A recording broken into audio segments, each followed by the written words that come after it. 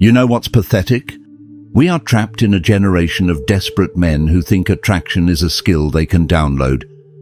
They believe if they just watch enough videos, memorize enough frameworks, and post enough deep thoughts at 3 a.m., suddenly they'll become magnetically irresistible. It doesn't work that way. Quiet attraction isn't a technique, it's a side effect of becoming someone who's genuinely too busy building their actual life to worry about whether people find them attractive. It's what leaks out when you've stacked enough real wins, survived enough real failures, and developed enough self-respect that external validation feels like pocket change. Most men are out here trying to seem valuable, curating personas, crafting the perfect bio, saying what they think will make impact. The entire performance is just fear dressed up as strategy. The Stoics saw this same circus in ancient Rome, senators performing for crowds, rich men buying attention, everyone thinking the louder they shouted, the more they mattered. Most of them ended up forgotten or destroyed. The ones who lasted, they'd built something real internally, something that didn't need an audience to exist. They didn't need to tell you they were worth respecting. You already knew, and you couldn't explain why. That's the difference. Today we're breaking down 7 habits that make you magnetically attractive without trying. And I'm warning you now, number 4 is going to expose why most of your relationships failed. That one's going to sting, and you better suit up for it.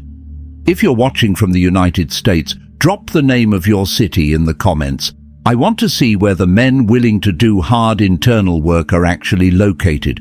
Not the talkers, the doers. But before we get there, let me tell you about the man who taught me this wasn't just a theory. Point 1. Master the economy of words. I once watched a mentor of mine sit through an entire business dinner where everyone at the table was performing credentials, stories, jokes that landed flat, the usual corporate theater. He said maybe 12 words the entire evening. By dessert, every single person at that table was leaning toward him when he spoke. They were asking him questions, seeking his opinion. Why? Because he understood what most men never learn, that attention is currency, and the less you spend, the more valuable it becomes. Marcus Aurelius would write in his private journals about this exact principle. He'd remind himself that most of what we say is unnecessary, that brevity carries authority, and that silence is often the most powerful response. This isn't about being socially awkward or playing the strong silent type cliché. This is about surgical precision with language. When you speak, it should be because you have something worth extracting from silence. Otherwise, keep your mouth shut and watch how people start competing for your thoughts. Here's what nobody tells you about talkers. They're afraid. Afraid of the judgment that comes with silence. Afraid of being forgotten if they stop performing. So they fill every gap with noise, and in doing so they become background music, forgettable, replaceable. You're going to become the pause between songs that makes people pay attention. Train yourself. Before speaking, ask if what you're about to say adds value or just fills air. If it's the latter, swallow it. Let the silence hang. Watch how uncomfortable it makes people, and watch how they'll fill that space by revealing themselves to you. The man who controls his tongue controls the room, not through volume, through weight. And speaking of control, wait until you hear what's coming in number 5. That one separates the men from the boys who are still seeking validation from strangers. Type in the comments, I control my tongue. Point 2. Build calluses on your mind. Seneca spent years in exile. Not a vacation, not a sabbatical. Exile. Stripped of his position, his wealth, his reputation, everything the Roman world considered valuable. And what did he do? He trained his mind to be indifferent to circumstances he couldn't control. Here's the brutal truth most men can't handle. Your attractiveness is directly proportional to how little external chaos can shake you. Women sense it, business partners sense it, even strangers sense it. They can smell desperation, anxiety, and the need for external validation like sharks smell blood. Mental resilience isn't about being emotionless, it's about being unmovable. It's about developing such thick psychological calluses that other people's drama, society's chaos, and life's inevitable storms bounce off you like rain off stone. Think about the most attractive men you've ever encountered, not the loudest, the ones with presence. I guarantee they all share one quality: they're not reactive. Someone insults them, they barely register it. Plans fall through, they adapt without complaint. Crisis hits, they're the calmest person in the room. That's not natural talent. That's trained indifference to everything outside their control. Here's your homework, and most of you won't do it because it's uncomfortable. Start deliberately putting yourself in situations that test your composure. Cold showers are the entry-level version. Public speaking, difficult conversations, financial pressure, physical discomfort. Each time you remain calm in chaos, you're building psychological muscle that makes you unshakable. Epictetus trained his students by reminding them that external events can't touch who they are internally. Someone disrespects you? That's their action, not your value. Opportunity disappears? Relationship ends? Your worth doesn't depend on someone else's choice to stay. This mental fortitude becomes visible in your posture, your eye contact, your response time. It seeps out of you like cologne. People can feel it before you say a word. This man has weight. This man won't crumble when tested. And here's the beautiful paradox. The less you need from others, the more they want to give you. Comment below. I'm building calluses if you're actually going to implement this. Let's see who's serious and who's just consuming content for entertainment. Point 3. Cultivate selective presence. Every ancient philosopher worth studying practiced withdrawal, not as escape, but as a strategy. They understood that your presence only has value when it's scarce. Show up everywhere, accept every invitation, always be available, and you become furniture. Expected, taken for granted, ordinary. Cato would intentionally skip certain social gatherings despite being one of Rome's most influential men. Not because he was antisocial, but because he understood that his absence made his presence at important events carry more weight. Most men are terrified of missing out. They say yes to everything, spread themselves across every social obligation, and wonder why nobody seems particularly excited when they arrive. It's because they're always there. They've made themselves common. This is where modern men completely misunderstand Stoicism. They think it means being present all the time, mindful in every moment, engaged with everyone. Wrong. It means being selective about where you invest your limited presence and energy. Here's the test. If you disappeared for 2 weeks, who would notice? Who would actually reach out? That's your real circle. Everyone else is extracting value from your availability without reciprocating it. Start pruning. The social obligations that drain you. The people who only call when they need something. The events that leave you feeling emptier than when you arrived. Cut them. Guard your time like it's your last day on earth, because one day it will be and you'll wish you'd been more selective. When you do show up fully, not checking your phone, not planning your exit, not half present while thinking about the next thing. This creates a stark contrast. You're rarely there, but when you are, you're completely there. That combination is magnetic. People will start to wonder, where does he go? What does he do with his time? Why isn't he at every gathering like everyone else? That curiosity builds your value far more than constant availability ever could. And speaking of value, number 6 is about to reveal the one habit that makes people unconsciously trust you before you've proven anything. Most men miss this completely. Point 4. Become useful, not entertaining. This is the one that's going to hurt. You're probably working very hard to be interesting, collecting stories, experiences, opinions, building this persona you think will make people want to be around you.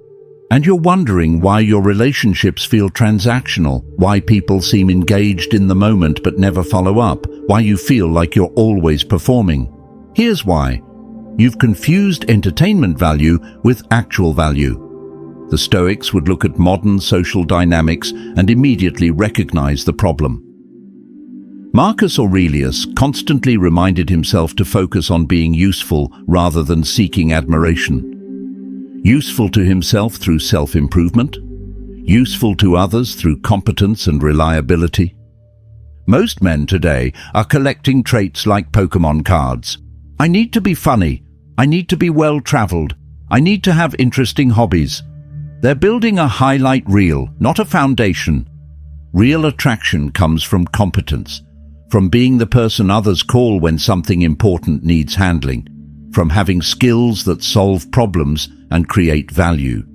That's not sexy in theory, but watch what happens when you become genuinely useful. People stop seeing you as entertainment and start seeing you as essential. That shift changes everything. Here's your gut check. Remove the stories, the jokes, the interesting facts about yourself. What's left? What can you actually do? What problems can you solve? What value can you create when the party ends? If the answer is not much, you're building on sand. You're a court jester hoping people will keep laughing. And the moment someone more entertaining walks in, you become irrelevant. Start building real competence. Learn skills that matter. Become reliable. Be the man who follows through when he says he'll do something. Develop expertise in areas that create tangible value. Financial literacy, physical strength, technical skills, leadership ability, crisis management. This isn't about being boring. This is about having substance underneath the style. When you're both capable and compelling, you become rare. Most men are one or the other, competent but dull, or entertaining but useless. Seneca refused to be merely clever in his writing. He wanted his words to change how people lived. That's the standard. Not, did they laugh? But are they better for having encountered me? That's what creates lasting attraction, not the performance, the impact. Point 5. Own your appetites. Every man watching this is enslaved to something. Food, sex, validation, attention, comfort, dopamine, entertainment. You might not have physical chains, but you're just as imprisoned if you can't say no to your appetites. Here's the uncomfortable reality. People can sense lack of self-control the same way they can sense confidence. When you're ruled by your urges, it leaks out in 1,000 subtle ways. The way you eye food at gatherings, how you respond to attractive people, your inability to sit in boredom without reaching for your phone. Silent attraction requires visible self-mastery, not performative discipline where you tell everyone about your fasting or your workout routine. Actual internal control that manifests as calm autonomy. Watch a man who can't control his drinking, his eating, his spending, his sexual impulses, and watch how little respect he commands regardless of his other qualities. Because everyone can sense he's a slave. He might wear nice clothes and tell good stories, but underneath he's being yanked around by his own desires like a dog on a leash. Now watch a man who can sit at a table full of desserts and not eat one. Not because he's on a diet he'll tell you about, but because he decided he wasn't going to. Watch a man who can be in the presence of a beautiful woman and maintain total composure, not because he's not attracted, but because he's in control of his responses. Watch a man who can have money in his account and not spend it on useless garbage just because it's available. That man has power, real power, the kind that makes people unconsciously respect him. Here's your challenge, and most of you will fail it. Pick one appetite you indulge regularly and abstain from it for 21 days. Not as punishment, as training, as proof to yourself that you're in the driver's seat of your own life. The Stoics practiced voluntary discomfort not to be masochistic, but to prove they weren't soft, to demonstrate that they could choose hardship and not just endure it, but be unfazed by it. Modern men think freedom is having the ability to indulge every desire, The Stoics understood that's actually slavery. Real freedom is not needing to indulge, having the option and choosing restraint because you're not controlled by want. That restraint becomes visible in your presence, in how you carry yourself, in how you respond to temptation. People might not consciously register it, but they feel it. This man isn't desperate. This man isn't ruled by impulse. This man is in control. And that's attractive at a primal level. Drop a comment. I control my appetites if you're actually going to take on this 21-day challenge. Let's see how bad you want this. Point 6. Develop a deliberate walk. Here's something you've never thought about. The way you move through space tells everyone watching exactly how you feel about yourself. Rushed movement signals anxiety, tentative steps broadcast insecurity, overly aggressive strides screams compensation, but a deliberate, intentional walk, that communicates something powerful. This man knows where he belongs and isn't apologizing for taking up space. The Stoics were obsessed with physical discipline as a reflection of mental state. Marcus Aurelius would remind himself to move through his duties with steady purpose, not frantic energy. Not because the tasks weren't urgent, but because panic accomplishes nothing except advertising weakness. Watch how most men move. They're either rushing like the world is on fire or slouching like they're trying to disappear. Both extremes telegraph internal chaos. Both repel rather than attract. Now watch someone with genuine presence enter a room. Their pace is measured. Their posture is upright but not rigid. They move like they own their physical space completely. Not because they're trying to intimidate anyone, because they're comfortable in their own body, and that comfort is contagious. This isn't about walking slowly to look cool. This is about eliminating unnecessary movement and rushing because you've realized that appearing busy isn't the same as being busy. Practice this. When you walk anywhere, office, store, social gathering, slow down by 20%. Keep your shoulders back, chin level, and move with intention. Not performance, not swagger, just steady, purposeful movement like you know exactly where you're going and you're in no rush to prove anything to anyone watching. What you'll notice immediately is how much mental noise this eliminates. Rushing creates internal chaos. Deliberate movement creates internal calm, and that calm becomes your baseline state that others can sense.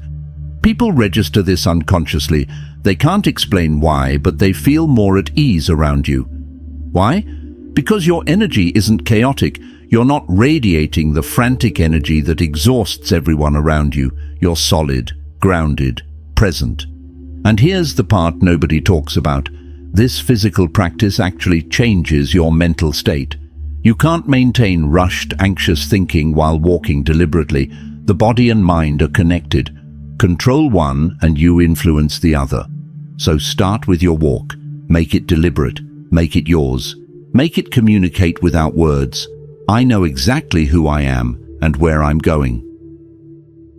Point 7. Honor your word like it's sacred law. Final one, and this might be the most important. Cato was known for one thing above all else. His word was absolute. If he committed to something, you could build your life on that commitment. Storms could come, empires could fall, but Cato would keep his word or die trying. In this generation, words are cheap. Commitments are negotiable. I'll be there means if something better doesn't come up. I'll handle that means I'll do it if I remember and feel like it. Men make promises like they're tossing confetti, scattered and meaningless. And then they wonder why nobody takes them seriously. Here's the brutal hierarchy of male respect. At the bottom are men who talk big and deliver nothing. Middle tier are men who occasionally follow through. But at the top, rare as diamonds, are men whose word is law. When they say it, it is done. No excuses, no negotiations, no exceptions. That reliability becomes your reputation, and your reputation becomes your gravity. People are drawn to certainty in an uncertain world. They're magnetized towards someone they can actually count on because that quality has become endangered. Most men have no idea how much social capital they're bleeding by being unreliable. Every missed commitment, every broken promise, every "my bad, I forgot" erodes the foundation of how people see you. Slowly, invisibly. Until one day you realize nobody calls you for anything important because you've proven you're not trustworthy when it matters. The Stoics understood that integrity, wholeness, means your internal values and external actions are aligned perfectly. No gap, no contradiction. You say it, you do it. End of story. Start here. For the next month, only commit to things you will absolutely do. Not things you want to do, not things you hope to do, only things you will do no matter what. That means saying no far more often. That means disappointing people in the moment by being honest rather than disappointing them later by breaking your word. Watch what happens. Your yes becomes valuable because people know it means yes. Your commitments carry weight because they're guaranteed. You stop being another flaky man who might show up, and you become someone people build plans around because you're reliable. This is harder than it sounds. It means showing up when you don't feel like it, following through when it's inconvenient, keeping promises when circumstances change. But that difficulty is exactly what makes it valuable. Marcus Aurelius would tell himself, "Waste no more time arguing what a good man should be one." Stop talking about being reliable, be reliable. Stop promising to change. Stop saying you'll do better, today, right now, with this next commitment. Your word is either currency or noise. The actions you take decide which it is. Attraction isn't a trick. It's not a game you play or a persona you adopt for strategic advantage. It's the natural result of becoming someone worth being attracted to, someone with internal substance, someone who's done the work most men avoid because it's uncomfortable and doesn't provide instant gratification. The Stoics gave us the blueprint 2,000 years ago. They showed us that real power is quiet. Real strength is controlled. Real attraction comes from being solid, capable, reliable, and self-possessed. Everything else is performance, and performance gets exhausting. So here's your move. Pick one habit from this video, just one, and implement it ruthlessly for the next 21 days. Don't try to master all 7. Master one. Build it into who you are. Then add another. Slow, deliberate progress beats frantic everything all at once. You know this already. If you found wisdom in these lessons, make sure you're subscribed, because committing to content that challenges you to grow instead of just entertaining you is itself a Stoic choice. Drop a comment with which habit you're starting with. I want to see where you're beginning this journey, and I'll see you in the next one. Now get off your ass and go do something that matters.